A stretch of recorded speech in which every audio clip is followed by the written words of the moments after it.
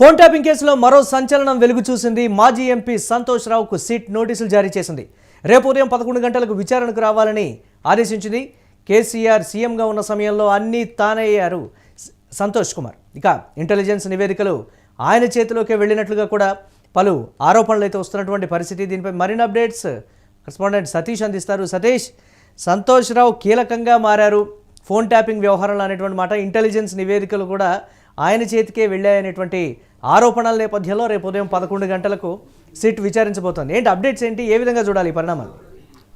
ముఖ్యంగా ఏదైతే హరీష్ రావుకి నోటీసులు ఇచ్చిన తర్వాత, ముఖ్యంగా గతంలోనే యూటీవీ చెప్పినట్టు, అంటే ముఖ్యంగా హరీష్కు నోటీసులు ఇచ్చిన తర్వాత ఫస్ట్ హరీష్, తర్వాత కేటీఆర్కి ఇస్తారు, దాని తర్వాత సంతోష్కి ఇస్తారు, దాని తర్వాత బీఆర్ఎస్ అధినేత కేసీఆర్కి కూడా నోటీసులు ఇస్తారు అనేది రాజకీయ వర్గాల్లో అటు, ఎందుకంటే జరుగుతున్న పరిణామాలన్నీ కూడా చూస్తూ ఉంటే దాదాపు కేసీఆర్కి కూడా నోటీసులు ఇచ్చే అవకాశం ఉన్నట్టు తెలుస్తూ ఉంది. ముఖ్యంగా ఈయనకు ఈరోజు పెద్ద ఎత్తున ఈ నోటీసులు ఇవ్వడం, ఈయన రేపు పొద్దున 11 గంటలకి జూబ్లీహిల్స్లోని డీసీపీ సిట్ కార్యాలయానికి వచ్చి అక్కడ హాజరు కావాల్సిందిగా కోరారు. దీంట్లో సిట్ విచారణలో ముఖ్యంగా ఏదైతే కీలక పరిణామాలు చోటు చేసుకోబోతున్నాయి. ఎందుకంటే ఈ సిట్ విచారణకు సంబంధించి ఇప్పటికే ఏదైతే మాజీ ఎస్ఐబి చీఫ్ ప్రభాకర్ రావు, ఏదైతే ఒక ఛానల్ ఎండి శ్రావణ్ రావుతో పాటు కీలక వ్యక్తులను ఏదైతే కేటీఆర్ అలాగే హరీష్ను విచారించిన తర్వాత వీళ్ళ దగ్గర ఉన్నటువంటి ఏదైతే సాక్ష్యాలు మొత్తం కూడా వాళ్ళు ఏమేం క్వశ్చన్స్ అడిగాడో అవన్నీ కూడా వాళ్ళ దగ్గర తీసుకున్నటువంటి మొత్తం సాక్ష్యాలు, వాళ్ళ దగ్గర తీసుకున్నటువంటి మొత్తం అంతా డేటా ఇప్పుడు కీలకంగా మారింది. దాంట్లో భాగంగానే సిఆర్పిసి 160 కింద సంతోష్ రావుకు నోటీసులు ఇచ్చారు. రేపు 11 గంటలకి, రేపు ఉదయం 9 గంటలకు బీఆర్ఎస్ భవన్కు రానున్నారు. దాని తర్వాత బీఆర్ఎస్ భవన్ నుంచి 11 గంటలకు జూబ్లీహిల్స్ పిఎస్కి రానున్నారు. సో ముఖ్యంగా ఈ సిట్ విచారణకు సంబంధించి కీలక పరిణామం చోటు చేసుకోబోతుంది. దీంట్లో ముఖ్యంగా ఏదైతే మొత్తం పరిణామాలు కనుక చూస్తే, సో దీంట్లో ఏదైతే ఈ సిట్ విచారణలో సో ఆ పరికరాలు ఎక్కడి నుంచి తీసుకొచ్చారు, ఆ పరికరాల్లో మీరు రాజకీయంగా ఒకవేళ ఫోన్ ట్యాపింగ్ కనుక చేస్తే దాన్ని ఏ అంశాలపైన మీరు వాడుకున్నారు, రాజకీయ లబ్ధి ఎలా పొందారు అనేది ముఖ్యంగా రేపు అడిగే పరిస్థితి అయితే ఉంది అని కనబడతా ఉంది. ముఖ్యంగా జోగినపల్లి సంతోష్ ముఖ్యంగా కేసీఆర్కి అత్యంత సన్నిహితంగా ఉండే వ్యక్తి, కేసీఆర్ యొక్క సోదరి కొడుకు కావడంతో అత్యంత సన్నిహితంగా ఉంటాడు. సో ఆయన కేసీఆర్ షాడో లాగా కూడా పనిచేసిన పరిస్థితులు ఉన్నాయి. ఇప్పటికే ఏదైతే టీవీ న్యూస్కి సంబంధించి కూడా ఆయన వ్యవహారాలన్నీ చూస్తూ ఉంటాడు, ఏదైతే దినపత్రిక కావచ్చు అదంతా కూడా సంతోష్ రావే చూస్తూ ఉంటారు. సో మొత్తం వ్యవహారం అటు సీఎంఓ కావచ్చు, ఇటు మొత్తం 10 సంవత్సరాల కాలం పాటు కూడా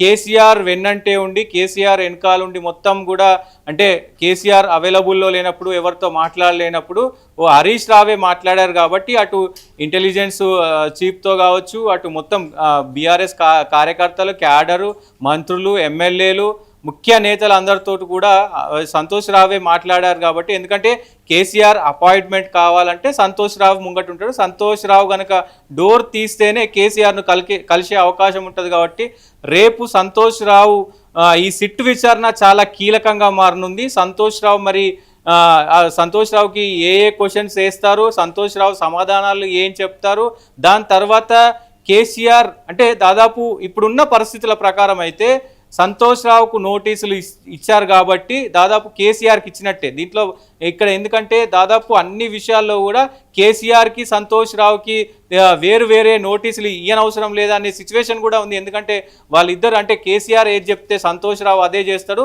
సంతోష్ రావు ఆజ్ఞ మేరకే మొత్తం కూడా నడుస్తూ ఉంటుంది. కాబట్టి దాదాపు కేసీఆర్ ఇచ్చినట్టే అనుకోవచ్చు. సో రేపు కీలకంగా మారనుంది. దాంతోపాటు ముఖ్యంగా ఇంకొక విషయం ఏంటంటే, మార్చు ఏదైతే ఇప్పుడు వచ్చే మార్చ్ ఉందో, మార్చ్ 2026 కల్లా ఈ సిట్ రాజకీయంగా సతీష్, రాజకీయంగా ఆ స్థాయిలో చక్రం తిప్పేటువంటి పరిస్థితులు కానీ, లేకపోతే ఫోన్ ట్యాపింగ్ అంశంలో కీలకమైనటువంటి వ్యవహారాన్ని నడిపించేటువంటి అంశానికి సంబంధించి కానీ ఆ స్థాయి రాజకీయం సంతోష్ చేయగలరా అనేది కూడా ఒక ప్రశ్న తలెత్తుతోంది కదా. బీఆర్ఎస్ క్యాడర్ కూడా చెప్తోంది అది ఏదున్నా సరే సంతోష్ రావుకు ఒకవేళ అది ఇస్తే ఇంటెలిజెన్స్ నివేదికలు వెళ్ళినప్పుడు కూడా కవర్ తీసుకెళ్ళి అటు ఇచ్చేటువంటి పరిస్థితి ఉందంటే రకరకాలుగా కూడా చెప్తున్నటువంటి పరిస్థితి. కానీ బయట మరో విధంగా సంతోష్ రావు గురించి వస్తున్నటువంటి కామెంట్స్, క్యాడర్ని దూరం చేశారు, కీలక నేతలను కూడా కలవనివ్వలేదు, ఈ రకమైనటువంటి కోణాన్ని కూడా చూడొచ్చు.